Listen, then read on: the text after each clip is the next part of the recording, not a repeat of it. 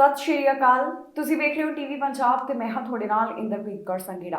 ਖਬਰਾਂ ਦੇ ਇਸ ਬੁਲੇਟਿਨ ਵਿੱਚ ਤੁਹਾਡਾ ਸਵਾਗਤ ਹੈ। ਸਭ ਤੋਂ ਪਹਿਲਾਂ ਨਜ਼ਰ ਮਾਰਦੇ ਹਾਂ ਹੈਡਲਾਈਨਸ ਤੇ। 1 ਮਿਲੀਅਨ ਯਾਤਰੀ ਆਏ ਕੈਨੇਡਾ, ਇੱਕ ਹਫ਼ਤੇ ਵਿੱਚ ਟੁੱਟਾ ਰਿਕਾਰਡ। ਗੱਡੀ ਵਿੱਚੋਂ $8,000 ਤੋਂ ਵੱਧ ਦਾ ਸਮਾਨ ਚੋਰੀ, ਪੁਲਿਸ ਕਰ ਰਹੀ ਮਾਮਲੇ ਦੀ ਜਾਂਚ। ਵਾਲਮਾਰਟ ਦਾ ਵੱਡਾ ਐਲਾਨ, ਸਿੰਗਲ ਯੂਜ਼ ਪਲਾਸਟਿਕ ਤੇ ਰੋਕ। ਭਾਰਤੀ ਮੂਲ ਦੇ ਲੜਕੇ ਤੇ ਹਮਲੇ ਦਾ ਮਾਮਲਾ, ਪੁਲਿਸ ਨੇ 7 ਜਾਣਿਆਂ ਨੂੰ ਕੀਤਾ ਚਾਰਜ। ਟਵਿੱਟਰ ਨੇ ਚੁੱਕਿਆ ਵੱਡਾ ਕਦਮ, ਹੁਣ ਮਸ਼ਹੂਰੀਆਂ ਤੇ ਲੱਗੇਗੀ ਰੋਕ। ਕੈਨੇਡਾ ਵਿੱਚ ਇੱਕ ਹਫ਼ਤੇ ਦੌਰਾਨ ਕਾਫੀ ਜ਼ਿਆਦਾ ਟੂਰਿਸਟ ਆਏ। ਇੱਕ ਹਫ਼ਤੇ ਵਿੱਚ 1 ਮਿਲੀਅਨ ਤੋਂ ਵੱਧ ਟੂਰਿਸਟ ਦਾ ਸਵਾਗਤ ਕੀਤਾ ਗਿਆ।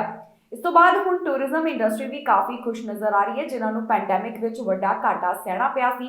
ਜਿਵੇਂ ਸਰਕਾਰ ਵੱਲੋਂ ਯਾਤਰਾ ਸੰਬੰਧੀ ਪਾਬੰਦੀਆਂ ਵਿੱਚ ਢਿੱਲ ਦਿੱਤੀ ਜਾ ਰਹੀ ਹੈ, ਉਸੇ ਤਰ੍ਹਾਂ ਹੁਣ ਯਾਤਰੀ ਵੀ ਕੈਨੇਡਾ ਵਿੱਚ ਉਤਸ਼ਾਹਿਤ ਹੋ ਕੇ ਸਫ਼ਰ ਕਰ ਰਹੇ ਨੇ। ਕੈਨੇਡਾ ਤੋਂ ਇੱਕ ਅਜਿਹੀ ਜਾਣਕਾਰੀ ਸਾਹਮਣੇ ਆਈ ਜਿੱਥੇ ਪਤਾ ਚੱਲਿਆ ਹੈ ਕਿ ਇੱਕ ਹਫ਼ਤੇ ਵਿੱਚ ਹੀ 1 ਮਿਲੀਅਨ ਟਰੈਵਲਰਸ ਕੈਨੇਡਾ ਵਿੱਚ ਦਾਖਲ ਹੋਏ। ਪੈਂਡੈਮਿਕ ਤੋਂ ਬਾਅਦ ਅਜਿਹਾ ਪਹਿਲੀ ਵਾਰ ਨਜ਼ਰ ਆਇਆ, ਜਿਸ ਬਾਰੇ ਸਰਕਾਰੀ ਅੰਕੜਿਆਂ ਤੋਂ ਜਾਣਕਾਰੀ ਹਾਸਲ ਹੋ ਰਹੀ ਹੈ।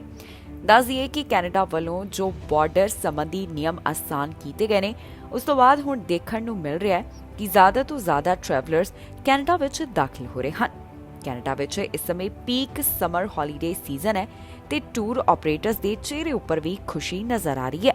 ਇਨ੍ਹਾਂ ਆਪਰੇਟਰਸ ਦੇ ਚਿਹਰੇ ਦੇ ਉੱਪਰ ਖੁਸ਼ੀ ਆਉਣੀ ਬਣਦੀ ਵੀ ਹੈ, ਕਿਉਂਕਿ ਕਾਫੀ ਲੰਬੇ ਸਮੇਂ ਤੋਂ ਬਾਅਦ ਇੰਨੀ ਵੱਡੀ ਗਿਣਤੀ ਵਿੱਚ ਟਰੈਵਲਰਸ ਕੈਨੇਡਾ ਪਹੁੰਚ ਰਹੇ ਹਨ, ਜਿਸ ਕਾਰਨ ਟੂਰਿਜ਼ਮ ਇੰਡਸਟਰੀ ਨੂੰ ਵੀ ਹੁਲਾਰਾ ਮਿਲ ਰਿਹਾ ਹੈ।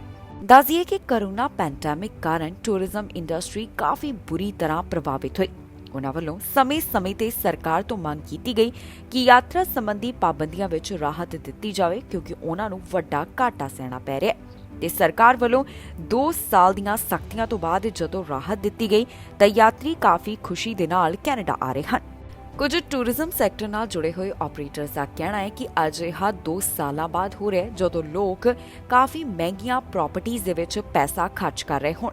ਦੱਸ ਦਈਏ ਕਿ ਕੈਨੇਡਾ ਬਾਰਡਰ ਸਰਵਿਸਿਜ਼ ਏਜੰਸੀ ਵੱਲੋਂ ਜਾਣਕਾਰੀ ਦਿੱਤੀ ਗਈ ਕਿ ਅਪ੍ਰੈਲ ਦੇ ਇੱਕ ਹਫ਼ਤੇ ਵਿੱਚ 1 ਮਿਲੀਅਨ ਦੇ ਕਰੀਬ ਟਰੈਵਲਰਸ ਕੈਨੇਡਾ ਵਿੱਚ ਆਏ ਨੇ। ਜੇਕਰ 2019 ਦੇ ਮੁਕਾਬਲੇ ਇਸ ਸਾਲ ਦੀ ਗੱਲ ਕੀਤੀ ਜਾਵੇ ਤਾਂ ਇਨ੍ਹਾਂ ਆਉਣ ਵਾਲੇ ਟਰੈਵਲਰਸ ਦੀ ਗਿਣਤੀ ਵਿੱਚ 44% ਦਾ ਘਾਟਾ ਦੱਸਿਆ ਗਿਆ। ਆਪਰੇਟਰਸ ਕਹਿੰਦੇ ਨੇ ਕਿ ਹੁਣ ਉਹਨਾਂ ਦੇ ਫੋਨ ਕਾਫੀ ਜ਼ਿਆਦਾ ਬਿਜ਼ੀ ਨੇ, ਕਿਉਂਕਿ ਜ਼ਿਆਦਾ ਤੋਂ ਜ਼ਿਆਦਾ ਲੋਕ ਉਹਨਾਂ ਨਾਲ ਸੰਪਰਕ ਕਰ ਰਹੇ ਹਨ। ਜਾਣਕਾਰੀ ਲਈ ਦੱਸ ਦਈਏ ਕਿ 2021 ਦੌਰਾਨ ਕੈਨੇਡਾ ਵਿੱਚ ਟੂਰਿਜ਼ਮ ਸਪੈਂਡਿੰਗ 4.4% ਨਾਲ ਵੱਧ ਦਰਜ ਕੀਤੀ ਗਈ, ਜੋ ਕਿ 2020 ਦੀ ਤੁਲਨਾ ਵਿੱਚ ਜ਼ਿਆਦਾ ਸੀ। 2019 ਦੇ ਮੁਕਾਬਲੇ ਇਸ ਦੀ ਗਿਣਤੀ 49% ਘੱਟ ਦੱਸੀ ਗਈ ਹੈ। ਇਹ ਸਾਰੇ ਅੰਕੜੇ ਆਫੀਸ਼ੀਅਲਸ ਵੱਲੋਂ ਸਾਂਝੇ ਕੀਤੇ ਗਏ ਨੇ। ਗੱਡੀ ਵਿੱਚੋਂ $8,000 ਤੋਂ ਵੱਧ ਦੀ ਚੋਰੀ ਕੀਤੀ ਗਈ, ਜਿਸ ਬਾਰੇ ਪੁਲਿਸ ਨੇ ਜਾਣਕਾਰੀ ਸਾਂਝੀ ਕੀਤੀ। ਗੱਡੀ ਵਿੱਚੋਂ ਕਈ ਚੀਜ਼ਾਂ ਚੋਰੀ ਕੀਤੀਆਂ ਗਈਆਂ, ਤਸਵੀਰਾਂ ਵੀ ਜਾਰੀ ਕੀਤੀਆਂ ਗਈਆਂ ਨੇ, ਜਿਸ ਵਿੱਚ ਵੇਖਿਆ ਜਾ ਸਕਦਾ ਹੈ ਕਿ ਕਿਵੇਂ ਕੁਝ ਵਿਅਕਤੀ ਜਿਹੜੇ ਸੀ ਉੱਥੇ ਗੱਡੀ ਦੀ ਦੇਖਰੇਖ ਕਰ ਰਹੇ ਸਨ। ਉਹਨਾਂ ਵੱਲੋਂ ਸਭ ਕੁਝ ਦੇਖਿਆ ਗਿਆ ਤੇ ਬਾਅਦ ਵਿੱਚ ਉਹਨਾਂ ਨੇ ਚੋਰੀ ਨੂੰ ਅੰਜਾਮ ਦਿੱਤਾ। ਸਕਾਰਬਰੋ ਤੋਂ ਇੱਕ ਅਜਿਹਾ ਮਾਮਲਾ ਸਾਹਮਣੇ ਆਇਆ ਜਿੱਥੇ ਵਾਹਨ ਵਿੱਚੋਂ $8,000 ਦੀ ਚੀਜ਼ ਚੋਰੀ ਕੀਤੀ ਗਈ। ਪੁਲਿਸ ਵੱਲੋਂ ਇਸ ਮਾਮਲੇ ਦੇ ਸੰਬੰਧ ਵਿੱਚ ਪੜਤਾਲ ਕੀਤੀ ਜਾ ਰਹੀ ਹੈ ਤੇ ਟੋਰਾਂਟੋ ਪੁਲਿਸ ਦਾ ਕਹਿਣਾ ਹੈ ਕਿ ਜੇਕਰ ਕਿਸੇ ਨੂੰ ਵੀ ਇਸ ਬਾਰੇ ਕੋਈ ਜਾਣਕਾਰੀ ਹੋਵੇ ਤਾਂ ਉਹਨਾਂ ਨਾਲ ਜ਼ਰੂਰ ਸੰਪਰਕ ਕਰਨ। ਜਾਣਕਾਰੀ ਮੁਤਾਬਕ ਇਹ ਮਾਮਲਾ 5 ਅਪ੍ਰੈਲ ਨੂੰ 3:30 ਦੇ ਕਰੀਬ ਸਾਹਮਣੇ ਆਇਆ। ਪੁਲਿਸ ਦੇ ਦੱਸਣ ਮੁਤਾਬਕ ਜਿਹੜੇ ਆਸ-ਪਾਸ ਸਿਕਿਉਰਿਟੀ ਕੈਮਰਾਸ ਲੱਗੇ ਹੋਏ ਸਨ, ਉਸ ਵਿੱਚ 4 ਜਾਣਿਆਂ ਨੂੰ ਕੈਪਚਰ ਕੀਤਾ ਗਿਆ, ਜਿਹੜੇ ਗਵਾਂਢ ਵਿੱਚ ਘੁੰਮਦੇ ਹੋਏ ਦਿਖਾਈ ਦੇ ਰਹੇ ਸਨ। ਜਿਹੜੀ ਵੀਡੀਓ ਪੁਲਿਸ ਵੱਲੋਂ ਰਿਲੀਜ਼ ਕੀਤੀ ਗਈ, ਉਸ ਵਿੱਚ ਵੇਖਿਆ ਜਾ ਸਕਦਾ ਹੈ ਕਿ ਇਹਨਾਂ 4 ਜਾਣਿਆਂ ਵਿੱਚੋਂ ਇੱਕ ਵਿਅਕਤੀ ਵਾਹਨ ਨੂੰ ਚੈੱਕ ਕਰਦਾ ਹੋਇਆ ਦਿਖਾਈ ਦੇ ਰਿਹਾ, ਜਿਸ ਨੇ ਦੇਖਿਆ ਕਿ ਵਾਹਨ ਨੂੰ ਲੌਕ ਨਹੀਂ ਲੱਗਾ ਹੋਇਆ ਸੀ ਤੇ ਬਾਅਦ ਵਿੱਚ ਉਸਨੇ ਇੱਥੇ ਜਿਹੜੀਆਂ ਚੀਜ਼ਾਂ ਮੌਜੂਦ ਸਨ ਉਹਨਾਂ ਉੱਪਰ ਨਜ਼ਰ ਮਾਰੀ। ਇਸ ਤੋਂ ਇਲਾਵਾ ਜਿਹੜੀ ਜਾਣਕਾਰੀ ਸਾਹਮਣੇ ਆਈ, ਉਸ ਵਿੱਚ ਦੱਸਿਆ ਗਿਆ ਕਿ ਇੱਥੋਂ $8,000 ਤੋਂ ਵੱਧ ਦੀਆਂ ਚੀਜ਼ਾਂ ਚੋਰੀ ਕੀਤੀਆਂ ਗਈਆਂ। ਮਾਮਲੇ ਦੀ ਜਾਂਚ ਜਾਰੀ ਹੈ। ਜੇਕਰ ਕਿਸੇ ਨੂੰ ਵੀ ਜਾਣਕਾਰੀ ਹੋਵੇ ਤਾਂ ਪੁਲਿਸ ਨੇ ਇਸ ਵਿੱਚ ਕਿਹਾ ਹੈ ਕਿ ਉਹਨਾਂ ਨਾਲ ਜ਼ਰੂਰ ਸੰਪਰਕ ਕਰਨ। ਪੁਲਿਸ ਨਾਲ 416808 4200 ਜਾਂ ਫਿਰ ਕ੍ਰਾਈਮ ਸਟਾਪਰਸ ਨਾਲ 4162228477 ਤੇ ਕਾਲ ਕਰਕੇ ਜਾਣਕਾਰੀ ਸਾਂਝੀ ਕੀਤੀ ਜਾ ਸਕਦੀ ਹੈ। ਫਿਲਹਾਲ ਇਸ ਦੀ ਜਾਂਚ ਅਜੇ ਜਾਰੀ ਹੈ। ਵਾਲਮਾਰਟ ਵੱਲੋਂ ਵੱਡਾ ਐਲਾਨ ਕੀਤਾ ਗਿਆ। ਉਹਨਾਂ ਵੱਲੋਂ ਸਿੰਗਲ ਯੂਜ਼ ਪਲਾਸਟਿਕ ਦੇ ਉੱਪਰ ਰੋਕ ਲਗਾਈ ਜਾ ਰਹੀ ਹੈ। ਵਾਲਮਾਰਟ ਦੇ तमाम ਸਟੋਰਸ ਦੇ ਉੱਪਰ ਇਹ ਨਿਯਮ ਲਾਗੂ ਹੋਣ ਜਾ ਰਿਹਾ ਹੈ, ਜਿਸ ਬਾਰੇ ਹੁਣ ਜਾਣਕਾਰੀ ਸਾਂਝੀ ਕੀਤੀ ਗਈ ਹੈ। ਦੱਸ ਦਈਏ ਕਿ ਇਸ ਤੋਂ ਪਹਿਲਾਂ ਕਈ ਵੱਡੀਆਂ ਕੰਪਨੀਆਂ ਇਹ ਕਦਮ ਚੁੱਕ ਚੁੱਕੀਆਂ ਨੇ। ਕੈਨੇਡਾ ਵਿੱਚ ਵਾਲਮਾਰਟ ਸਟੋਰਸ ਵੱਲੋਂ ਇੱਕ ਵੱਡਾ ਫੈਸਲਾ ਲਿਆ ਗਿਆ, ਜਿੱਥੇ ਉਹਨਾਂ ਵੱਲੋਂ ਸਿੰਗਲ ਯੂਜ਼ ਪਲਾਸਟਿਕ ਬੈਗਸ ਉੱਪਰ ਰੋਕ ਲਗਾਈ ਜਾ ਰਹੀ ਹੈ। ਹੁਣ ਕੈਨੇਡਾ ਵਿੱਚ ਵਾਲਮਾਰਟ ਸਟੋਰਸ ਦੇ ਉੱਪਰ ਇਹ ਸਿੰਗਲ ਯੂਜ਼ ਪਲਾਸਟਿਕ ਬੈਗਸ ਉਪਲਬਧ ਨਹੀਂ ਹੋਣਗੇ। ਇਹ ਫੈਸਲਾ ਇਨ ਸਟੋਰ ਪਰਚੇਜ਼ ਤੇ ਆਨਲਾਈਨ ਗ੍ਰੋਸਰੀ ਪਿਕਅਪਸ ਵਾਸਤੇ ਲਿਆ ਗਿਆ ਹੈ, ਜੋ ਕਿ ਵਾਲਮਾਰਟ ਦੀਆਂ 400 ਲੋਕੇਸ਼ਨਸ ਉੱਪਰ ਲਾਗੂ ਹੋਣ ਜਾ ਰਿਹਾ ਹੈ। ਇਹ ਐਲਾਨ ਇੱਥੇ ਅਰਥ ਡੇ ਦੇ ਮੌਕੇ ਦੇ ਉੱਪਰ ਕੀਤਾ ਗਿਆ। ਇਸ ਬਾਰੇ ਵਾਲਮਾਰਟ ਕੈਨੇਡਾ ਵੱਲੋਂ ਇੱਕ ਨਿਊਜ਼ ਰਿਲੀਜ਼ ਦੇ ਵਿੱਚ ਜਾਣਕਾਰੀ ਸਾਂਝੀ ਕੀਤੀ ਗਈ, ਜਿੱਥੇ ਉਹਨਾਂ ਦੱਸਿਆ ਕਿ ਇਸ ਨਾਲ 680 ਮਿਲੀਅਨ ਤੋਂ ਵੱਧ ਸਿੰਗਲ ਯੂਜ਼ ਪਲਾਸਟਿਕ ਬੈਗਸ ਦੇ ਉੱਪਰ ਰੋਕ ਲਗਾਈ ਜਾ ਸਕੇਗੀ। ਦੱਸਿਆ ਗਿਆ ਹੈ ਕਿ ਜਿਹੜੇ ਗ੍ਰਾਹਕ ਇੱਥੇ ਸਮਾਨ ਖਰੀਦਣ ਵਾਸਤੇ ਆਉਣਗੇ ਉਹ ਆਪਣਾ ਰੀਯੂਜ਼ੇਬਲ ਬੈਗ ਆਪਣੇ ਨਾਲ ਲੈ ਕੇ ਆਉਣ, ਪਰ ਕੁਝ ਚੀਜ਼ਾਂ ਦੇ ਵਾਸਤੇ ਅਜੇ ਵੀ ਬੈਗਸ ਵਾਲਮਾਰਟ ਵੱਲੋਂ ਹੀ ਮੁਹੱਈਆ ਕਰਵਾਏ ਜਾਣਗੇ। ਇਹ ਮੀਟ, ਫਿਸ਼, ਫਲ, ਸਬਜ਼ੀਆਂ ਅਤੇ ਹੋਰ ਖਾਣ ਪੀਣ ਦੀਆਂ ਚੀਜ਼ਾਂ ਵਾਸਤੇ ਹੋਣਗੇ। ਦੱਸ ਦਈਏ ਕਿ ਇਸ ਤੋਂ ਪਹਿਲਾਂ ਕਈ ਹੋਰ ਵੱਡੀਆਂ ਕੰਪਨੀਆਂ ਵੀ ਸਿੰਗਲ ਯੂਜ਼ ਪਲਾਸਟਿਕ ਬੈਨ ਸੰਬੰਧੀ ਰੋਕ ਲਗਾਉਣ ਦਾ ਐਲਾਨ ਕਰ ਚੁੱਕੀਆਂ ਨੇ ਤੇ ਹੁਣ ਵਾਲਮਾਰਟ ਵੀ ਉਹਨਾਂ ਕੰਪਨੀਆਂ ਦੀ ਲਿਸਟ ਵਿੱਚ ਸ਼ਾਮਿਲ ਹੋ ਗਿਆ ਹੈ। ਜ਼ਿਕਰਯੋਗ ਹੈ ਕਿ ਇਨਵਾਇਰਨਮੈਂਟ ਤੇ ਕਲਾਈਮੇਟ ਚੇਂਜ ਕੈਨੇਡਾ ਵੱਲੋਂ ਜਾਣਕਾਰੀ ਦਿੱਤੀ ਗਈ ਸੀ ਕਿ ਹਰ ਸਾਲ ਕੈਨੇਡਾ ਵੱਲੋਂ 3 million ton plastic waste discard ਕੀਤਾ ਜਾਂਦਾ ਹੈ ਤੇ ਇਸ ਵਿੱਚੋਂ ਸਿਰਫ 9% ਹੀ ਮੁੜ ਤੋਂ ਵਰਤੋਂ ਵਿੱਚ ਆਉਂਦਾ ਹੈ, ਭਾਵ ਕਿ ਉਸ ਨੂੰ ਰੀਸਾਈਕਲ ਕੀਤਾ ਜਾਂਦਾ ਹੈ। ਪਿਛਲੇ ਦਿਨੀ ਕੈਨੇਡਾ ਤੋਂ ਇੱਕ ਅਜਿਹਾ ਮਾਮਲਾ ਸਾਹਮਣੇ ਆਇਆ ਸੀ ਜਿੱਥੇ ਭਾਰਤੀ ਮੂਲ ਦੇ ਵਿਦਿਆਰਥੀ ਉੱਪਰ ਚਾਕੂ ਨਾਲ ਹਮਲਾ ਕੀਤਾ ਗਿਆ। ਇਸ ਵਿਦਿਆਰਥੀ ਦੀ ਇਸ ਤੋਂ ਬਾਅਦ ਮੌਤ ਹੋ ਗਈ ਤੇ ਹੁਣ ਪੁਲਿਸ ਵੱਲੋਂ ਇਸ ਮਾਮਲੇ ਵਿੱਚ ਕਾਰਵਾਈ ਕਰਦਿਆਂ 7 ਜਣਿਆਂ ਨੂੰ ਚਾਰਜ ਕੀਤਾ ਗਿਆ। ਇਹ ਸਾਰੇ ਟੀਨੇਜਰ ਦੱਸੇ ਜਾ ਰਹੇ ਨੇ ਜਿਨ੍ਹਾਂ ਦੀ ਪਹਿਚਾਣ ਅਜੇ ਤੱਕ ਨਹੀਂ ਕੀਤੀ ਗਈ। ਕੈਨੇਡਾ ਤੋਂ ਇੱਕ ਪੰਜਾਬੀ ਮੂਲ ਦੇ ਵਿਦਿਆਰਥੀ ਨੂੰ ਚਾਕੂ ਮਾਰਨ ਦਾ ਮਾਮਲਾ ਸਾਹਮਣੇ ਆਇਆ ਸੀ, ਜਿਸ ਦੀ ਪਹਿਚਾਣ ਕਰਨਵੀਰ ਸਾਹੋਤਾ ਦੇ ਤੌਰ ਤੇ ਉੱਪਰ ਦੱਸੀ ਗਈ। ਇਸ ਸੰਬੰਧ ਵਿੱਚ ਪੁਲਿਸ ਨੇ ਕਾਰਵਾਈ ਕੀਤੀ ਹੈ ਤੇ ਉਹਨਾਂ ਵੱਲੋਂ 7 ਟੀਨੇਜਰਸ ਉੱਪਰ ਚਾਰजेस ਲਗਾਏ ਜਾ ਚੁੱਕੇ ਨੇ। ਦੱਸ ਦਈਏ ਕਿ ਇਹ ਮਾਮਲਾ ਐਡਮਿੰਟਨ ਦੇ ਸਕੂਲ ਤੋਂ ਸਾਹਮਣੇ ਆਇਆ, ਜਿੱਥੇ ਇੱਕ ਵਿਦਿਆਰਥੀ ਦੇ ਉੱਪਰ ਚਾਕੂ ਨਾਲ ਹਮਲਾ ਕੀਤਾ ਗਿਆ ਤੇ ਬਾਅਦ ਵਿੱਚ ਉਸ ਦੀ ਹਸਪਤਾਲ ਵਿੱਚ ਮੌਤ ਹੋ ਗਈ। ਪੁਲਿਸ ਵੱਲੋਂ ਇਸ ਬਾਰੇ ਜਾਣਕਾਰੀ ਸਾਂਝੀ ਕਰਦਿਆਂ ਕਿਹਾ ਗਿਆ ਕਿ ਉਹਨਾਂ ਵੱਲੋਂ 17 ਸਾਲਾ ਲੜਕੀ, 2 ਲੜਕੇ ਜਿਨ੍ਹਾਂ ਦੀ ਉਮਰ 15 ਤੇ 16 ਸਾਲ ਦੱਸੀ ਗਈ, ਉਹਨਾਂ ਨੂੰ ਵੀਰਵਾਰ ਵਾਲੇ ਦਿਨ ਚਾਰਜ ਕੀਤਾ ਗਿਆ। ਇਸ ਤੋਂ ਇਲਾਵਾ ਕਾਰਵਾਈ ਕਰਦਿਆਂ ਪਿਛਲੇ ਦਿਨੀ ਪੁਲਿਸ ਵੱਲੋਂ 4 ਹੋਰ ਲੜਕਿਆਂ ਦੇ ਉੱਪਰ ਚਾਰजेस ਲਗਾਏ ਗਏ, ਜਿਨ੍ਹਾਂ ਦੀ ਉਮਰ 14, 15 ਤੇ 16 ਸਾਲ ਦੱਸੀ ਗਈ। ਦੱਸ ਦਈਏ ਕਿ ਇਹਨਾਂ ਸਾਰਿਆਂ ਦੀ ਉਮਰ 18 ਸਾਲ ਤੋਂ ਘੱਟ ਹੈ, ਇਸ ਕਰਕੇ ਇਹਨਾਂ ਦੀ ਆਈਡੈਂਟੀਟੀ ਅਜੇ ਪੁਲਿਸ ਵੱਲੋਂ ਯੂਥ ਕ੍ਰਿਮੀਨਲ ਜਸਟਿਸ ਐਕਟ ਦੇ ਚੱਲਦਿਆਂ ਸਾਂਝੀ ਨਹੀਂ ਕੀਤੀ ਗਈ। ਜਾਣਕਾਰੀ ਲਈ ਦੱਸ ਦਈਏ ਕਿ ਐਡਮਿੰਟਨ ਦੇ ਸਕੂਲ ਦੇ ਬਾਹਰ ਇੱਕ 16 ਸਾਲਾ ਲੜਕੇ ਕਰਨਵੀਰ ਸਾਹੋਤਾ ਉੱਪਰ ਚਾਕੂ ਨਾਲ ਹਮਲਾ ਕੀਤਾ ਗਿਆ। ਇਹ ਆਪਣੇ ਸਕੂਲ ਦੇ ਬਾਹਰ ਬੱਸ ਦੀ ਵੇਟ ਕਰ ਰਿਹਾ ਸੀ ਜਿਸ ਸਮੇਂ ਇਹ ਹਾਦਸਾ ਵਾਪਰਿਆ। ਪੁਲਿਸ ਨੂੰ ਜਦੋਂ ਇਸ ਬਾਰੇ ਜਾਣਕਾਰੀ ਮਿਲੀ ਤਾਂ ਉਹ ਘਟਨਾ ਵਾਲੀ ਥਾਂ ਦੇ ਉੱਪਰ ਪਹੁੰਚੇ। ਲੜਕੇ ਨੂੰ ਜ਼ਖਮੀ ਹਾਲਤ ਵਿੱਚ ਹਸਪਤਾਲ ਭਰਤੀ ਕਰਵਾਇਆ ਗਿਆ, ਪਰ 1 ਹਫ਼ਤੇ ਬਾਅਦ ਕਰਨਵੀਰ ਦੀ ਮੌਤ ਹੋ ਗਈ। ਮਾਮਲੇ ਦੀ ਵਧੇਰੀ ਜਾਂਚ ਪੁਲਿਸ ਵੱਲੋਂ ਕੀਤੀ ਜਾ ਰਹੀ ਹੈ। ਬਾਕੀ ਦੀ ਜਾਣਕਾਰੀ ਉਹਨਾਂ ਵੱਲੋਂ ਬਾਅਦ ਵਿੱਚ ਸਾਂਝੀ ਕੀਤੀ ਜਾਵੇਗੀ। ਟਵਿੱਟਰ ਵੱਲੋਂ ਵੱਡਾ ਐਲਾਨ ਕੀਤਾ ਗਿਆ, ਜਿੱਥੇ ਉਹਨਾਂ ਦੱਸਿਆ ਕਿ ਜਿਹੜੇ ਕਲਾਈਮੇਟ ਚੇਂਜ ਦੇ ਬਾਰੇ ਗਲਤ ਜਾਣਕਾਰੀ ਦੇਣਗੇ ਇਹ ਵਿਗਿਆਪਨ ਹੁਣ ਦਿਖਾਏ ਨਹੀਂ ਜਾਣਗੇ। ਇਸ ਤੋਂ ਪਹਿਲਾਂ ਗੂਗਲ ਨੇ ਵੀ ਇਸ ਤਰ੍ਹਾਂ ਦਾ ਐਲਾਨ ਕੀਤਾ ਸੀ ਤੇ ਟਵਿੱਟਰ ਵੱਲੋਂ ਵੀ ਅਰਥ ਡੇ ਦੇ ਮੌਕੇ ਦੇ ਉੱਪਰ ਇਹ ਜਾਣਕਾਰੀ ਸਾਂਝੀ ਕੀਤੀ ਗਈ। ਟਵਿੱਟਰ ਵੱਲੋਂ ਵਿਗਿਆਪਨ ਦੇ ਸਮਾਂ ਦੇ ਵਿੱਚ ਵੱਡਾ ਫੈਸਲਾ ਲਿਆ ਗਿਆ, ਜਿੱਥੇ ਉਹਨਾਂ ਦਾ ਕਹਿਣਾ ਹੈ ਕਿ ਜਿਹੜੇ ਵਿਗਿਆਪਨ ਵਿੱਚ ਕਲਾਈਮੇਟ ਚੇਂਜ ਬਾਰੇ ਗਲਤ ਜਾਣਕਾਰੀ ਦਿੱਤੀ ਜਾਵੇਗੀ ਉਹ ਟਵਿੱਟਰ ਦੇ ਉੱਪਰ ਨਹੀਂ ਦਿਖਾਏ ਜਾਣਗੇ। ਦੱਸ ਦਈਏ ਕਿ ਗੂਗਲ ਵੱਲੋਂ ਤਾਂ ਪਹਿਲਾਂ ਹੀ ਇਸ ਬਾਰੇ ਐਲਾਨ ਕਰ ਦਿੱਤਾ ਗਿਆ ਸੀ ਤੇ ਹੁਣ ਟਵਿੱਟਰ ਵੱਲੋਂ ਵੀ ਉਸ ਲਿਸਟ ਵਿੱਚ ਸ਼ਾਮਿਲ ਹੁੰਦਿਆਂ ਕਹਿ ਦਿੱਤਾ ਗਿਆ ਕਿ ਜਿਹੜੇ ਕਲਾਈਮੇਟ ਚੇਂਜ ਦੇ ਬਾਰੇ ਗਲਤ ਜਾਣਕਾਰੀ ਦੇਣਗੇ ਉਹਨਾਂ ਮਸ਼ਹੂਰੀਆਂ ਨੂੰ ਟਵਿੱਟਰ ਉੱਪਰ ਨਹੀਂ ਦਿਖਾਇਆ ਜਾਵੇਗਾ। ਫਿਲਹਾਲ ਅਜੇ ਤੱਕ ਇਹ ਸਪਸ਼ਟ ਜਾਣਕਾਰੀ ਨਹੀਂ ਦਿੱਤੀ ਗਈ ਕਿ ਕਿਸ ਤਰ੍ਹਾਂ ਇਹ ਕੰਮ ਕਰੇਗਾ ਤੇ ਕਿਹੜੀਆਂ ਚੀਜ਼ਾਂ ਨੂੰ ਕਾਬੂ ਵਿੱਚ ਕੀਤਾ ਜਾਵੇਗਾ। ਦੱਸ ਦਈਏ ਕਿ ਇਹ ਫੈਸਲਾ ਟਵਿੱਟਰ ਵੱਲੋਂ ਅਰਥ ਡੇ ਦੇ ਮੌਕੇ ਦੇ ਉੱਪਰ ਲਿਆ ਗਿਆ। ਇਸ ਤੋਂ ਇਲਾਵਾ ਸੋਸ਼ਲ ਮੀਡੀਆ ਸਾਈਟ ਦਾ ਕਹਿਣਾ ਹੈ ਕਿ ਆਉਣ ਵਾਲੇ ਕੁਝ ਮਹੀਨਿਆਂ ਵਿੱਚ ਉਹਨਾਂ ਵੱਲੋਂ ਇਸ ਬਾਰੇ ਪੂਰੀ ਡਿਟੇਲ ਸਾਂਝੀ ਕੀਤੀ ਜਾਵੇਗੀ।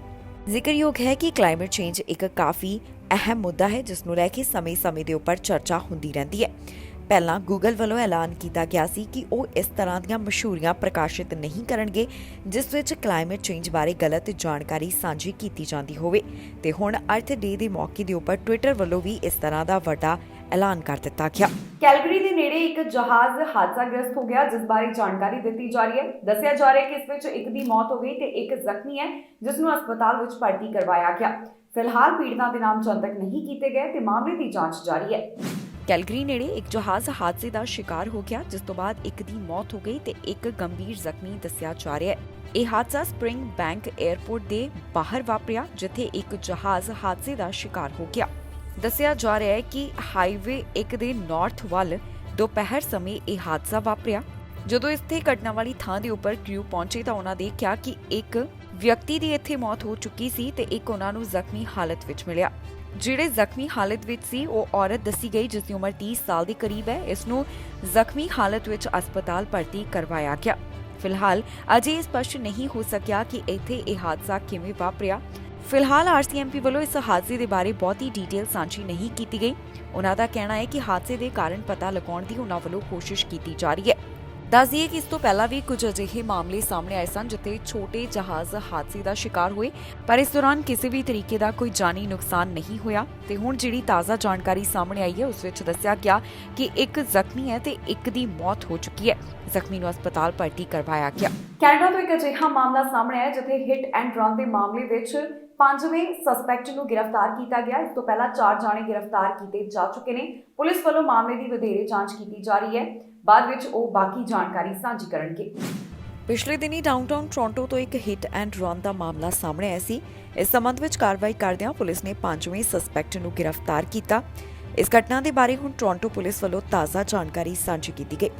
ਉਹਨਾਂ ਦੱਸਿਆ ਕਿ 41 ਸਾਲਾ ਵਿਅਕਤੀ ਨੂੰ ਹਿਰਾਸਤ ਵਿੱਚ ਲਿਆ ਗਿਆ, ਜਿਸ ਉੱਪਰ ਇਲਜ਼ਾਮ ਹੈ ਕਿ ਉਸਨੇ 30 ਸਾਲਾ ਔਰਤ ਨੂੰ ਟੱਕਰ ਮਾਰੀ। ਇਹ ਮਾਮਲਾ 14 ਅਪ੍ਰੈਲ ਨੂੰ ਕਿੰਗ ਸਟਰੀਟ ਵੈਸਟ ਤੋਂ ਸਵੇਰੇ ਤੜਕੇਸਾਰ ਸਾਹਮਣੇ ਆਇਆ ਸੀ।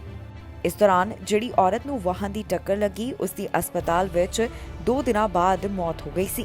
ਹੁਣ ਇਹ ਜਿਹੜਾ 5ਵਾਂ ਸਸਪੈਕਟ ਗ੍ਰਿਫਤਾਰ ਕੀਤਾ ਗਿਆ, ਇਸ ਉੱਪਰ ਪੁਲਿਸ ਵੱਲੋਂ ਚਾਰजेस ਵੀ ਲਗਾਏ ਜਾ ਚੁੱਕੇ ਹਨ, ਜਿਨ੍ਹਾਂ ਦੀ ਜਾਣਕਾਰੀ ਵੀ ਉਹਨਾਂ ਵੱਲੋਂ ਦਿੱਤੀ ਗਈ। ਦੱਸਿਆ ਜਾ ਰਿਹਾ ਹੈ ਕਿ ਜਲਦ ਇਸ ਦੀ ਕੋਰਟ ਵਿੱਚ ਪੇਸ਼ੀ ਹੋਵੇਗੀ।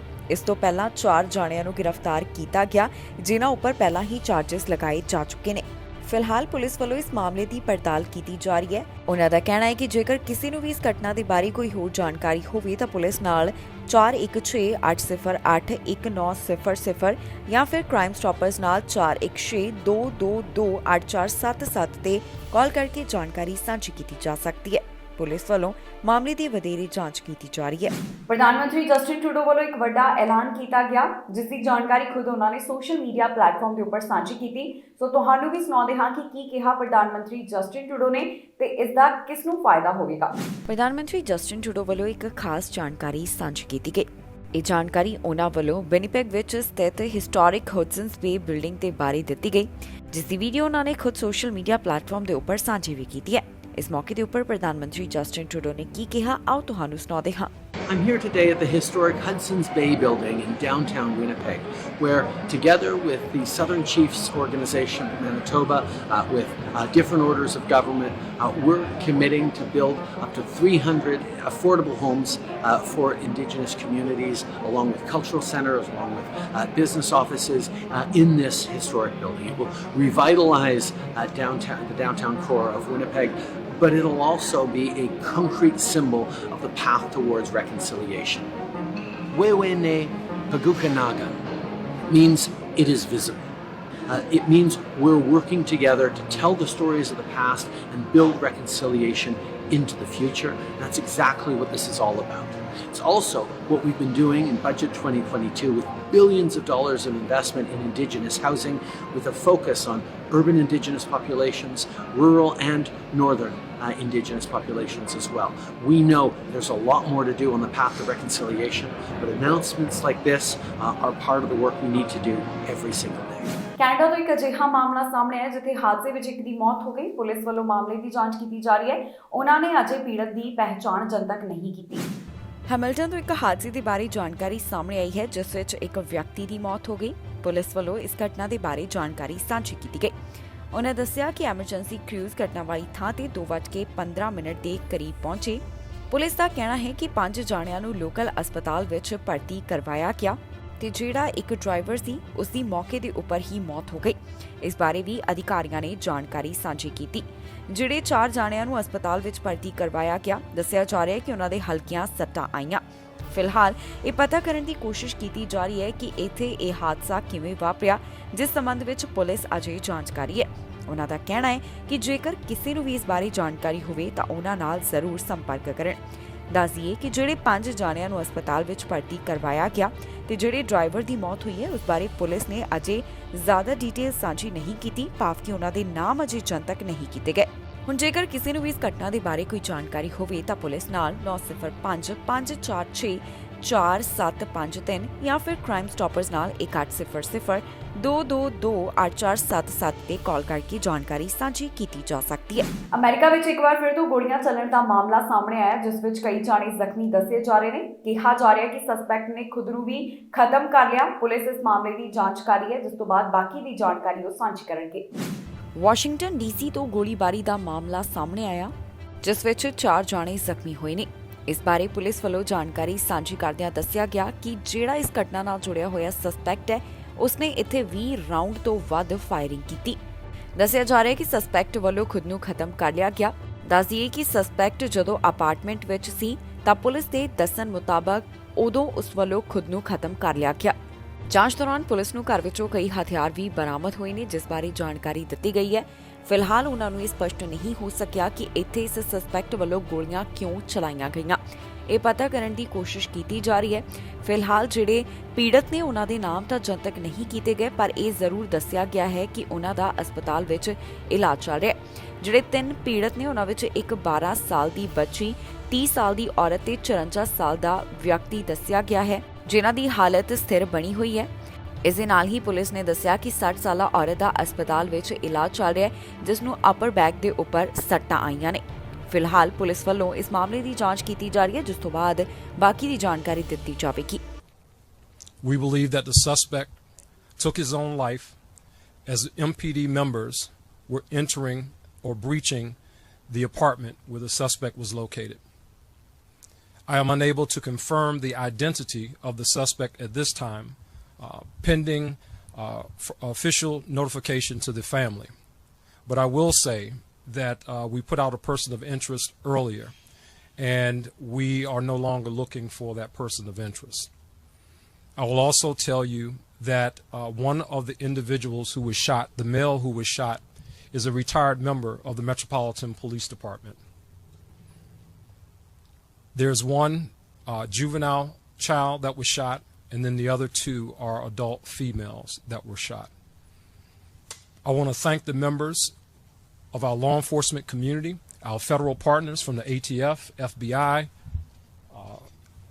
U.S. Secret Service, United States Park Police, UDC Police, the entire law enforcement resource of the District of Columbia collaborated tonight to ensure the safety of this community. I can report to the community that we will be breaking down this perimeter so that residents will be able to get back home. All of the children that were in the schools that sheltered in place are safe and being reunited. Most of them have been reunited with their families. We probably have one kid that we're just waiting on a family member, but all of the children have been reunited with their family members. So we're very thankful that no more of our children were injured tonight. America ਤੋਂ ਇੱਕ ਅਜਿਹਾ ਮਾਮਲਾ ਸਾਹਮਣੇ ਆਇਆ ਜਿੱਥੇ supreme court ਦੇ ਬਾਹਰ ਇੱਕ ਵਿਅਕਤੀ ਵੱਲੋਂ ਖੁਦ ਨੂੰ ਅੱਗ ਲਗਾਉਣ ਦੀ ਕੋਸ਼ਿਸ਼ ਕੀਤੀ ਗਈ। ਦੱਸਿਆ ਜਾ ਰਿਹਾ ਹੈ ਕਿ ਇਸ ਦੀ ਹੁਣ ਮੌਤ ਹੋ ਚੁੱਕੀ ਹੈ। ਮਾਮਲੇ ਦੀ ਜਾਂਚ ਜਾਰੀ ਹੈ, ਜਿਸ ਤੋਂ ਬਾਅਦ ਪੁਲਿਸ ਬਾਕੀ ਦੀ ਡਿਟੇਲ ਸਾਂਝੀ ਕਰੇਗੀ। ਅਮਰੀਕਾ ਤੋਂ ਇੱਕ ਅਜਿਹਾ ਮਾਮਲਾ ਸਾਹਮਣੇ ਆਇਆ ਜਿੱਥੇ ਸੁਪਰੀਮ ਕੋਰਟ ਦੇ ਬਾਹਰ ਵਿਅਕਤੀ ਵੱਲੋਂ ਖੁਦ ਨੂੰ ਅੱਗ ਲਗਾਉਣ ਦੀ ਕੋਸ਼ਿਸ਼ ਕੀਤੀ ਗਈ। ਇਹ ਵਿਅਕਤੀ ਕੋਲੋਰਾਡੋ ਨਾਲ ਸੰਬੰਧਿਤ ਦੱਸਿਆ ਗਿਆ, ਜਿਸ ਵੱਲੋਂ ਅਜਿਹਾ ਕਰਨ ਦੀ ਕੋਸ਼ਿਸ਼ ਕੀਤੀ ਗਈ। ਹੁਣ ਇਸ ਬਾਰੇ ਡੀਸੀ ਮੈਟਰੋਪੋਲੀਟਨ ਪੁਲਿਸ ਡਿਪਾਰਟਮੈਂਟ ਵੱਲੋਂ ਜਾਣਕਾਰੀ ਸਾਂਝੀ ਕੀਤੀ ਗਈ। ਉਹਨਾਂ ਦੱਸਿਆ ਕਿ ਜਿਸ ਵਿਅਕਤੀ ਵੱਲੋਂ ਸੁਪਰੀਮ ਕੋਰਟ ਬਾਹਰ ਅਜਿਹਾ ਕਰਨ ਦੀ ਕੋਸ਼ਿਸ਼ ਕੀਤੀ ਗਈ, ਉਸ ਦੀ ਹੁਣ ਮੌਤ ਹੋ ਚੁੱਕੀ ਹੈ। ਉਸ ਦੀ ਪਹਿਚਾਣ 50 ਸਾਲਾ ਬਰੂਸ ਦੇ ਤੌਰ ਉੱਪਰ ਦੱਸੀ ਗਈ। ਦੱਸਿਆ ਜਾ ਰਿਹਾ ਹੈ ਕਿ ਐਮਰਜੈਂਸੀ ਮੈਡੀਕਲ ਕ੍ਰਿਊਜ਼ ਨੂੰ ਸੁਪਰੀਮ ਕੋਰਟ ਦੇ ਬਾਹਰ 6:30 ਦੇ ਕਰੀਬ ਬੁਲਾਇਆ ਗਿਆ, ਜਿੱਥੇ ਉਹਨਾਂ ਨੇ ਬਰੂਸ ਨੂੰ ਤੁਰੰਤ ਹਸਪਤਾਲ ਵਿੱਚ ਭਰਤੀ ਕਰਵਾਇਆ। ਇੱਥੇ ਲੋਕਲ ਹਸਪਤਾਲ ਵਿੱਚ ਉਸ ਨੂੰ ਮੈਡੀਕਲ ਹੈਲੀਕਾਪਟਰ ਦੇ ਸਹਾਰੇ ਭਰਤੀ ਕਰਵਾਇਆ ਗਿਆ। ਇਸ ਮੌਕੇ ਦੀਆਂ ਕੁਝ ਵੀਡੀਓ ਵੀ ਜਾਰੀ ਕੀਤੀਆਂ ਗਈਆਂ, ਜਿਸ ਵਿੱਚ ਇਹ ਵੀ ਵੇਖਿਆ ਜਾ ਸਕਦਾ ਹੈ ਕਿ ਕਿਵੇਂ ਹੈਲੀਕਾਪਟਰ ਦੀ ਮਦਦ ਨਾਲ ਉਸ ਨੂੰ ਹਸਪਤਾਲ ਵਿੱਚ ਭਰਤੀ ਕਰਵਾਇਆ ਗਿਆ। ਇਸ ਬਾਰੇ ਹੁਣ ਪੁਲਿਸ ਵਿਭਾਗ ਦਾ ਕਹਿਣਾ ਹੈ ਕਿ ਇਸ ਦਾ ਆਮ ਲੋਕਾਂ ਨੂੰ ਕੋਈ ਵੀ ਖਤਰਾ ਨਹੀਂ ਹੈ। ਉਹਨਾਂ ਵੱਲੋਂ ਮਾਮਲੇ ਦੀ ਜਾਂਚ ਕੀਤੀ ਜਾ ਰਹੀ ਹੈ। ਕੋਈ ਹੋਰ ਇਸ ਤੋਂ ਇਲਾਵਾ ਜ਼ਖਮੀ ਨਹੀਂ ਹੋਇਆ, ਇਹ ਵੀ ਜਾਣਕਾਰੀ ਪੁਲਿਸ ਵੱਲੋਂ ਦਿੱਤੀ ਗਈ। ਜਿਸ ਵੇਲੇ ਘਟਨਾ ਵਾਲੀ ਥਾਂ ਦੇ ਉੱਪਰ ਪੁਲਿਸ ਵੱਲੋਂ ਜਾਂਚ ਕੀਤੀ ਜਾ ਰਹੀ ਸੀ, ਉਸ ਦੌਰਾਨ ਘਟਨਾ ਵਾਲੀ ਥਾਂ ਨੂੰ ਕੁਝ ਸਮੇਂ ਲਈ ਬੰਦ ਰੱਖਿਆ ਗਿਆ। ਅਮਰੀਕਾ ਤੋਂ ਯਾਤਰੀਆਂ ਬਾਰੇ ਵੱਡੀ ਖਬਰ ਸਾਹਮਣੇ ਆਈ, ਜਿੱਥੇ ਸਰਕਾਰ ਵੱਲੋਂ ਅਜੇ ਯਾਤਰੀਆਂ ਨੂੰ ਰਾਹਤ ਨਹੀਂ ਦਿੱਤੀ ਗਈ। ਜਿਹੜੀਆਂ ਸ਼ਰਤਾਂ ਉਹਨਾਂ ਦੇ ਉੱਪਰ ਲਾਗੂ ਸਨ, ਉਹਨਾਂ ਨੂੰ ਅੱਗੇ ਵੀ ਬਰਕਰਾਰ ਰੱਖਿਆ ਜਾਵੇਗਾ। ਅਜੇ ਵੀ ਜ਼ਰੂਰੀ ਹੈ ਕਿ ਜਿਹੜੇ ਯਾਤਰੀ ਅਮਰੀਕਾ ਵਿੱਚ ਆਉਣ, ਉਹ ਫੁੱਲੀ ਵੈਕਸੀਨੇਟਡ ਹੋਣ। ਅਮਰੀਕਾ ਵਿੱਚ ਦਾਖਲ ਹੋਣ ਵਾਲੇ ਯਾਤਰੀਆਂ ਲਈ ਇੱਕ ਖਾਸ ਖਬਰ ਸਾਹਮਣੇ ਆਈ ਹੈ, ਜਿੱਥੇ ਸਰਕਾਰ ਵੱਲੋਂ ਦੱਸਿਆ ਗਿਆ ਕਿ ਯਾਤਰੀਆਂ ਉੱਪਰ ਜਿਹੜੀ ਵੈਕਸੀਨ ਦੀ ਸ਼ਰਤ ਲੱਗੀ ਹੈ, ਉਹ ਅਜੇ ਵੀ ਜਾਰੀ ਰਹਿਣ ਵਾਲੀ ਹੈ। ਦੱਸ ਦਈਏ ਕਿ ਅਮਰੀਕਾ ਵਿੱਚ ਦਾਖਲ ਹੋਣ ਵਾਲੇ ਯਾਤਰੀਆਂ ਲਈ ਅਜੇ ਵੀ ਵੈਕਸੀਨ ਨੂੰ ਜ਼ਰੂਰੀ ਕੀਤਾ ਗਿਆ ਹੈ। ਜਿਹੜੇ ਵੀ ਇੱਥੇ ਬਾਰਡਰ ਜਾਂ ਫਿਰ ਹਵਾਈ ਸਫ਼ਰ ਕਰਕੇ ਆਉਣਗੇ ਉਹਨਾਂ ਲਈ ਜ਼ਰੂਰੀ ਹੈ ਕਿ ਉਹ ਫੁੱਲੀ ਵੈਕਸੀਨੇਟਡ ਹੋਣ। ਦੱਸ ਦਈਏ ਕਿ ਅਮਰੀਕਾ ਵਿੱਚ ਇਹ ਐਲਾਨ ਪਹਿਲਾਂ ਨਵੰਬਰ ਮਹੀਨੇ ਦੌਰਾਨ ਕੀਤਾ ਗਿਆ ਸੀ, ਜੋ ਕਿ ਅਜੇ ਵੀ ਜਾਰੀ ਹੈ। ਇਸ ਤੋਂ ਇਲਾਵਾ ਇਹ ਵੀ ਜਾਣਕਾਰੀ ਦੇ ਦਈਏ ਕਿ ਸਿਰਫ ਉਹਨਾਂ ਨੂੰ ਰਾਹਤ ਦਿੱਤੀ ਗਈ ਹੈ ਜਿਨ੍ਹਾਂ ਨੂੰ ਪਿਛਲੇ ਕੁਝ ਦਿਨਾਂ ਦੇ ਵਿੱਚ ਹੀ ਕੋਰੋਨਾ ਵਾਇਰਸ ਹੋਇਆ ਹੋਵੇ। ਇਸ ਬਾਰੇ ਹੁਣ ਹੋਮਲੈਂਡ ਸਿਕਿਉਰਿਟੀ ਡਿਪਾਰਟਮੈਂਟ ਵੱਲੋਂ ਜਾਣਕਾਰੀ ਸਾਂਝੀ ਕਰਦਿਆਂ ਦੱਸਿਆ ਗਿਆ ਕਿ ਯਾਤਰੀਆਂ ਵਾਸਤੇ ਅਜੇ ਵੀ ਇਸ ਨਿਯਮ ਨੂੰ ਅੱਗੇ ਬਰਕਰਾਰ ਰੱਖਿਆ ਜਾਵੇਗਾ, ਜਿਸ ਵਿੱਚ ਉਹਨਾਂ ਦਾ ਵੈਕਸੀਨੇਟਡ ਹੋਣਾ ਜ਼ਰੂਰੀ ਹੈ। ਫਿਲਹਾਲ ਇਹ ਤਾਂ ਐਲਾਨ ਨਹੀਂ ਕੀਤਾ ਗਿਆ ਕਿ ਇਹ ਨਿਯਮ ਇੱਥੇ ਕਦੋਂ ਤੱਕ ਲਾਗੂ ਰਹਿਣ ਵਾਲਾ ਹੈ। ਇਸ ਦੇ ਨਾਲ ਹੀ ਦੱਸਣਯੋਗ ਹੈ ਕਿ ਜਨਵਰੀ ਮਹੀਨੇ ਦੌਰਾਨ DHS ਵੱਲੋਂ ਐਲਾਨ ਕੀਤਾ ਗਿਆ ਕਿ ਫੋਰਨ ਐਸੈਂਸ਼ੀਅਲ ਵਰਕਰਸ ਜਿਵੇਂ ਕਿ ਟਰੱਕ ਡਰਾਈਵਰਸ ਤੇ ਨਰਸਸ ਵਾਸਤੇ ਵੀ ਬਾਰਡਰ ਪਾਰ ਕਰਨ ਵੇਲੇ ਵੈਕਸੀਨੇਟਡ ਹੋਣਾ ਜ਼ਰੂਰੀ ਹੈ। ਹਾਲਾਂਕਿ ਕੁਝ ਅਮਰੀਕਨ ਟਰੱਕਰਸ ਵੱਲੋਂ ਇਸ ਦਾ ਵਿਰੋਧ ਵੀ ਕੀਤਾ ਗਿਆ। ਕੈਨੇਡਾ ਵਿੱਚ ਵੀ ਕੁਝ ਅਜਿਹਾ ਨਜ਼ਰ ਆਇਆ ਸੀ ਜਿੱਥੇ ਵੱਡੇ ਪੱਧਰ ਉੱਪਰ ਫੈਡਰਲ ਵੈਕਸੀਨੇਸ਼ਨ ਨੀਤੀ ਦਾ ਵਿਰੋਧ ਕੀਤਾ ਗਿਆ। ਇੱਥੇ ਪ੍ਰਦਰਸ਼ਨ ਓਟਵਾ ਵਿੱਚ ਕਾਫੀ ਦਿਨਾਂ ਤੱਕ ਜਾਰੀ ਰਿਹਾ, ਪਰ ਹੁਣ ਸਰਕਾਰ ਵੱਲੋਂ ਵੈਕਸੀਨ ਦੇ ਬਾਰੇ ਤਾਜ਼ਾ ਜਾਣਕਾਰੀ ਸਾਂਝੀ ਕਰਦਿਆਂ ਦੱਸਿਆ ਗਿਆ ਹੈ ਕਿ ਜਿਹੜੇ ਯਾਤਰੀ ਅਮਰੀਕਾ ਆਉਣਗੇ ਉਹਨਾਂ ਵਾਸਤੇ ਜ਼ਰੂਰੀ ਹੈ ਕਿ ਉਹ ਫੁੱਲੀ ਵੈਕਸੀਨੇਟਡ ਹੋਣ। ਜ਼ਿਕਰਯੋਗ ਹੈ ਕਿ ਅਮਰੀਕਾ ਵਿੱਚ ਪਹਿਲਾਂ ਦੇ ਮੁਕਾਬਲੇ ਕੋਰੋਨਾ ਵਾਇਰਸ ਦੇ ਮਾਮਲੇ ਵਧ ਰਹੇ ਨੇ, ਜਿਸ ਤੋਂ ਬਾਅਦ ਚਿੰਤਾ ਦਾ ਪ੍ਰਗਟਾਵਾ ਕੀਤਾ ਜਾ ਰਿਹਾ ਹੈ। ਅਮਰੀਕਾ ਤੋਂ ਇੱਕ ਅਜਿਹਾ ਮਾਮਲਾ ਸਾਹਮਣੇ ਆਇਆ ਜਿੱਥੇ ਜੋੜਾ ਸੈਰ ਤੇ ਗਿਆ ਤੇ ਵਾਪਸ ਨਹੀਂ ਆਇਆ। 3 ਦਿਨ ਬਾਅਦ ਪਤਾ ਚੱਲਿਆ ਕਿ ਇਹਨਾਂ ਦੀ ਗੋਲੀ ਮਾਰ ਕੇ ਹੱਤਿਆ ਕਰ ਦਿੱਤੀ ਗਈ। ਇਹਨਾਂ ਦੇ ਸਰੀਰ ਤੇ ਕਈ ਗੋਲੀਆਂ ਦੇ ਨਿਸ਼ਾਨ ਸਨ। ਪੁਲਿਸ ਵੱਲੋਂ ਮਾਮਲੇ ਦੀ ਜਾਂਚ ਕੀਤੀ ਜਾ ਰਹੀ ਹੈ। ਅਮਰੀਕਾ ਤੋਂ ਇੱਕ ਅਜਿਹਾ ਮਾਮਲਾ ਸਾਹਮਣੇ ਆਇਆ ਜਿੱਥੇ ਜੋੜਾ ਵਾਕ ਉੱਪਰ ਗਿਆ ਤੇ ਬਾਅਦ ਵਿੱਚ ਜਾਣਕਾਰੀ ਮਿਲੀ ਕਿ ਉਹਨਾਂ ਨੂੰ ਗੋਲੀ ਮਾਰ ਕੇ ਮਾਰ ਦਿੱਤਾ ਗਿਆ। ਇਹ ਘਟਨਾ ਨਿਊ ਹੈਂਪਸ਼ਾਇਰ ਨਾਲ ਸੰਬੰਧਿਤ ਦੱਸੀ ਜਾ ਰਹੀ ਹੈ। ਦੱਸਿਆ ਜਾ ਰਿਹਾ ਹੈ ਕਿ ਇਹ ਜੋੜਾ ਦੁਪਹਿਰ ਸਮੇਂ ਵਾਕ ਉੱਪਰ ਗਿਆ। ਇਸ ਤੋਂ 3 ਦਿਨ ਬਾਅਦ ਉਹ ਮ੍ਰਿਤਕ ਹਾਲਤ ਵਿੱਚ ਮਿਲੇ, ਜਿਸ ਬਾਰੇ ਆਫੀਸ਼ੀਅਲਸ ਵੱਲੋਂ ਜਾਣਕਾਰੀ ਸਾਂਝੀ ਕੀਤੀ ਗਈ। ਇਹਨਾਂ ਦੋਹਾਂ ਦੀ ਪਹਿਚਾਣ ਸਟੀਫਨ ਅਤੇ ਦੇਸ਼ਵੈਂਟੇ ਦੇ ਤੌਰ ਦੇ ਉੱਪਰ ਦੱਸੀ ਗਈ ਹੈ, ਜਿਹੜੇ ਵੁਡਡ ਏਰੀਆ ਵਿੱਚ ਪੁਲਿਸ ਨੂੰ ਮਿਲੇ। ਪੁਲਿਸ ਅਧਿਕਾਰੀਆਂ ਦਾ ਕਹਿਣਾ ਹੈ ਕਿ ਇਹਨਾਂ ਦੋਹਾਂ ਦੇ ਉੱਪਰ ਕਈ ਗੋਲੀਆਂ ਮਾਰੀਆਂ ਗਈਆਂ। ਇਹਨਾਂ ਦੇ ਸਰੀਰ ਤੇ ਕਈ ਗੋਲੀਆਂ ਦੇ ਨਿਸ਼ਾਨ ਮਿਲੇ ਨੇ। ਫਿਲਹਾਲ ਇਸ ਮਾਮਲੇ ਦੇ ਸੰਬੰਧ ਵਿੱਚ ਕਿਸੇ ਨੂੰ ਵੀ ਗ੍ਰਿਫਤਾਰ ਨਹੀਂ ਕੀਤਾ ਗਿਆ। ਪੁਲਿਸ ਵੱਲੋਂ ਇਸ ਮਾਮਲੇ ਦੀ ਜਾਂਚ ਕੀਤੀ ਜਾ ਰਹੀ ਹੈ। ਪੁਲਿਸ ਦਾ ਕਹਿਣਾ ਹੈ ਕਿ ਆਮ ਤੌਰ ਦੇ ਉੱਪਰ ਇਹ ਜੋੜਾ ਜ਼ਿਆਦਾ ਲੋਕਾਂ ਨਾਲ ਗੱਲਬਾਤ ਨਹੀਂ ਕਰਦਾ ਸੀ। ਜੇਕਰ ਇਹ ਵਾਕ ਤੇ ਜਾਂਦੇ ਸੀ ਤਾਂ ਆਸ-ਪਾਸ ਹੀ ਇਹ ਵਾਕ ਦੇ ਉੱਪਰ ਜਾਇਆ ਕਰਦੇ ਸਨ। ਪੁਲਿਸ ਵੱਲੋਂ ਕਿਹਾ ਗਿਆ ਹੈ ਕਿ ਜੇਕਰ ਕਿਸੇ ਨੂੰ ਵੀ ਇਹਨਾਂ ਬਾਰੇ ਕੋਈ ਜਾਣਕਾਰੀ ਹੋਵੇ ਜਾਂ ਜਿਨ੍ਹਾਂ ਵੱਲੋਂ ਇਸ ਜੋੜੇ ਨੂੰ ਦੇਖਿਆ ਗਿਆ ਹੋਵੇ ਤਾਂ ਉਹ ਉਹਨਾਂ ਨਾਲ ਜ਼ਰੂਰ ਸੰਪਰਕ ਕਰਨ। ਫਿਲਹਾਲ ਮਾਮਲੇ ਦੀ ਜਾਂਚ ਕੀਤੀ ਜਾ ਰਹੀ ਹੈ, ਜਿਸ ਤੋਂ ਬਾਅਦ ਬਾਕੀ ਦੀ ਜਾਣਕਾਰੀ ਉਹਨਾਂ ਵੱਲੋਂ ਸਾਂਝੀ ਕੀਤੀ ਜਾਵੇਗੀ। ਹੁਣ ਤੱਕ ਦੀ ਜਾਣਕਾਰੀ ਵਿੱਚ ਸਿਰਫ ਇਹੀ ਦੱਸਿਆ ਗਿਆ ਕਿ ਜਿਹੜਾ ਜੋੜਾ ਲਾਪਤਾ ਹੋਇਆ ਉਹ ਉਹਨਾਂ ਨੂੰ ਮ੍ਰਿਤਕ ਮਿਲਿਆ ਹੈ, ਜਿਨ੍ਹਾਂ ਤੇ ਕਈ ਗੋਲੀਆਂ ਮਾਰੀਆਂ ਗਈਆਂ। ਇਸ ਖਬਰ ਵਿੱਚ ਜਾਣਕਾਰੀ ਤੁਹਾਡੇ ਨਾਲ ਸਾਂਝੀ ਕਰਾਂਗੇ ਕਿ ਕੈਨੇਡਾ ਦੇ ਕਿਹੜੇ ਹਿੱਸੇ ਤੋਂ ਕਿੰਨੇ ਕੋਰੋਨਾ ਵਾਇਰਸ ਦੇ ਮਾਮਲੇ ਸਾਹਮਣੇ ਆਏ। ਇਸ ਸਮੇਂ ਕੈਨੇਡਾ ਵਿੱਚ ਕੋਰੋਨਾ ਵਾਇਰਸ ਦੇ ਕੀ ਹਾਲਾਤ ਬਣੇ ਹੋਏ ਨੇ, ਤੁਹਾਨੂੰ ਜਾਣੂ ਕਰਵਾਵਾਂਗੇ ਇਸ ਖਬਰਾਂ ਨੂੰ। ontario ਦੇ ਹਸਪਤਾਲ ਵਿੱਚ 1000 ਤੋਂ ਵੱਧ ਮਰੀਜ਼ ਹਨ ਜਿਨ੍ਹਾਂ ਦਾ ਕੋਰੋਨਾ ਵਾਇਰਸ ਕਾਰਨ ਇਲਾਜ ਚੱਲ ਰਿਹਾ ਹੈ। ਇੱਥੇ 1684 ਦੀ ਗਿਣਤੀ ਦੱਸੀ ਗਈ ਜਿਹੜੇ ਇਸ ਸਮੇਂ ਹਸਪਤਾਲ ਵਿੱਚ ਭਰਤੀ ਹਨ। ਦੱਸ ਦਈਏ ਕਿ ਪਹਿਲਾਂ ਦੇ ਮੁਕਾਬਲੇ ontario ਵਿੱਚ ਕੋਰੋਨਾ ਵਾਇਰਸ ਦੇ ਮਾਮਲੇ ਵਧ ਰਹੇ ਹਨ। ਇੱਥੇ ਇੰਟੈਂਸਿਵ ਕੇਅਰ ਅਧੀਨ ਵੀ ਪਹਿਲਾਂ ਦੇ ਮੁਕਾਬਲੇ ਵੱਧ ਦੀ ਗਿਣਤੀ ਸਾਂਝੀ ਕੀਤੀ ਜਾ ਰਹੀ ਹੈ। ਮੌਜੂਦਾ ਸਮੇਂ ਇੰਟੈਂਸਿਵ ਕੇਅਰ ਅਧੀਨ 212 ਮਰੀਜ਼ ਦੱਸੇ ਜਾ ਰਹੇ ਹਨ। ontario ਤੋਂ 24 ਘੰਟੇ ਦੌਰਾਨ 3000 ਤੋਂ ਜ਼ਿਆਦਾ ਮਾਮਲੇ ਸਾਹਮਣੇ ਆਏ। ਇੱਥੇ ਬੀਤੇ 24 ਘੰਟੇ ਦੌਰਾਨ 3820 ਕੇਸਿਸ ਰਿਕਾਰਡ ਕੀਤੇ ਗਏ। ਪੈਂਡੈਮਿਕ ਦੀ ਸ਼ੁਰੂਆਤ ਤੋਂ ਲੈ ਕੇ ਹੁਣ ਤੱਕ 12 ਲੱਖ ਤੋਂ ਵੱਧ ਮਾਮਲੇ ਇੱਥੇ ਦਰਜ ਕੀਤੇ ਜਾ ਚੁੱਕੇ ਨੇ। 12,38,060 ਦੇ ਕਰੀਬ ਕੇਸਿਸ ਸਾਹਮਣੇ ਆ ਚੁੱਕੇ ਨੇ। ਬੀਤੇ 24 ਘੰਟੇ ਦੌਰਾਨ 23 ਮੌਤਾਂ ਇਸ ਵਾਇਰਸ ਕਾਰਨ ਹੋਈਆਂ, ਜਿਸ ਤੋਂ ਬਾਅਦ ਮੌਤਾਂ ਦਾ ਅੰਕੜਾ 12,728 ਉੱਪਰ ਪਹੁੰਚ ਗਿਆ। ontario ਵਿੱਚ ਇਸ ਸਮੇਂ ਕਾਫੀ ਲੋਕਾਂ ਵੱਲੋਂ ਕੋਵਿਡ-19 ਵੈਕਸੀਨ ਵੀ ਹਾਸਲ ਕਰ ਲਈ ਗਈ ਹੈ। 12 ਸਾਲ ਤੇ ਇਸ ਤੋਂ ਵੱਧ ਉਮਰ ਵਾਲਿਆਂ ਵਿੱਚ 91% ਤੋਂ ਵੱਧ ਲੋਕ ਅਜਿਹੇ ਨੇ ਜਿਨ੍ਹਾਂ ਨੇ ਕੋਰੋਨਾ ਟੀਕੇ ਦੇ ਦੋਨੋਂ ਡੋਜ਼ਸ ਹਾਸਲ ਕਰ ਲਏ। 3 ਟੀਕੇ ਲਗਵਾਉਣ ਤੇ 2 ਟੀਕੇ ਲਗਵਾਉਣ ਵਾਲਿਆਂ ਦੀ ਗਿਣਤੀ ontario ਵਿੱਚ ਕਾਫੀ ਜ਼ਿਆਦਾ ਹੈ, ਪਰ ਪਹਿਲਾਂ ਦੇ ਮੁਕਾਬਲੇ ਇੱਥੇ ਕੇਸਿਸ ਵਧ ਰਹੇ ਨੇ ਕਿਉਂਕਿ ਇੱਥੇ ਕੋਰੋਨਾ ਵਾਇਰਸ ਦੀ 6ਵੀਂ ਲਹਿਰ ਸ਼ੁਰੂ ਹੋ ਚੁੱਕੀ ਹੈ, ਜਿਸ ਨੂੰ ਧਿਆਨ ਵਿੱਚ ਰੱਖਦਿਆਂ ਇਹ ਗੱਲ ਕਹੀ ਜਾ ਰਹੀ ਹੈ ਕਿ ਹਾਈ ਰਿਸਕ ਸਪੇਸਿਸ ਦੇ ਉੱਪਰ ਅਜੇ ਵੀ ਮਾਸਕ ਪਾਉਣਾ ਜਾਰੀ ਰੱਖਿਆ ਜਾਵੇ ਤੇ ਪਬਲਿਕ ਹੈਲਥ ਗਾਈਡਲਾਈਨਸ ਦੀ ਪਾਲਣਾ ਕੀਤੀ ਜਾਵੇ। ਕਿਊਬੈਕ ਵਿੱਚ ਵੀ ਇਸ ਸਮੇਂ ਕੋਰੋਨਾ ਵਾਇਰਸ ਦੇ ਮਾਮਲੇ ਪਹਿਲਾਂ ਦੇ ਮੁਕਾਬਲੇ ਵੱਧ ਹੋਏ ਨੇ। ਹਸਪਤਾਲ ਵਿੱਚ 2000 ਤੋਂ ਵੱਧ ਦੀ ਇਸ ਸਮੇਂ ਗਿਣਤੀ ਹੈ। 2410 ਦਾ ਹਸਪਤਾਲ ਵਿੱਚ ਇਲਾਜ ਚੱਲ ਰਿਹਾ ਹੈ, ਜਿਹੜੇ ਕਿ ਕੋਰੋਨਾ ਵਾਇਰਸ ਕਾਰਨ ਭਰਤੀ ਕਰਵਾਏ ਗਏ। ਇੰਟੈਂਸਿਵ ਕੇਅਰ ਅਧੀਨ 88 ਦੀ ਗਿਣਤੀ ਦੱਸੀ ਗਈ। 24 ਘੰਟਿਆਂ ਦੌਰਾਨ 2000 ਤੋਂ ਜ਼ਿਆਦਾ ਮਾਮਲੇ ਸਾਹਮਣੇ ਆਏ। ਬੀਤੇ 24 ਘੰਟਿਆਂ ਦੌਰਾਨ 2499 ਕੇਸਿਸ ਰਿਕਾਰਡ ਕੀਤੇ ਗਏ ਤੇ 34 ਮੌਤਾਂ ਇਸ ਵਾਇਰਸ ਕਾਰਨ ਹੋ ਗਈਆਂ। ਪੈਂਡੈਮਿਕ ਦੀ ਸ਼ੁਰੂਆਤ ਤੋਂ ਲੈ ਕੇ ਹੁਣ ਤੱਕ 10 ਲੱਖ ਤੋਂ ਵੱਧ ਕੋਰੋਨਾ ਦੇ ਕੁੱਲ ਮਾਮਲੇ ਸਾਹਮਣੇ ਆ ਚੁੱਕੇ ਨੇ। 14812 ਮੌਤਾਂ ਇਸ ਵਾਇਰਸ ਕਾਰਨ ਹੁਣ ਤੱਕ ਇੱਥੇ ਹੋ ਚੁੱਕੀਆਂ ਨੇ। ਵੈਕਸੀਨੇਸ਼ਨ ਦੀ ਜਾਣਕਾਰੀ ਮੁਤਾਬਕ 5 ਸਾਲ ਤੇ ਇਸ ਤੋਂ ਵੱਧ ਉਮਰ ਵਾਲਿਆਂ ਵਿੱਚ 91% ਆਬਾਦੀ ਵੱਲੋਂ ਕੋਵਿਡ-19 ਵੈਕਸੀਨ ਦਾ ਪਹਿਲਾ ਟੀਕਾ, 87% ਵੱਲੋਂ 2 ਡੋਜ਼ਸ ਤੇ 54% ਆਬਾਦੀ ਵੱਲੋਂ 3 ਡੋਜ਼ਸ ਹਾਸਲ ਕੀਤੀਆਂ ਜਾ ਚੁੱਕੀਆਂ ਨੇ। ਇਸ ਦੇ ਨਾਲ ਹੀ ਜਾਂਦੇ ਇੱਕ ਵਾਰ ਫਿਰ ਤੋਂ ਨਜ਼ਰ ਮਾਰਦੇ ਹਾਂ ਹੈਡਲਾਈਨਸ ਤੇ। 1 ਮਿਲੀਅਨ ਯਾਤਰੀ ਆਏ ਕੈਨੇਡਾ, ਇੱਕ ਹਫ਼ਤੇ ਵਿੱਚ ਟੁੱਟਾ ਰਿਕਾਰਡ।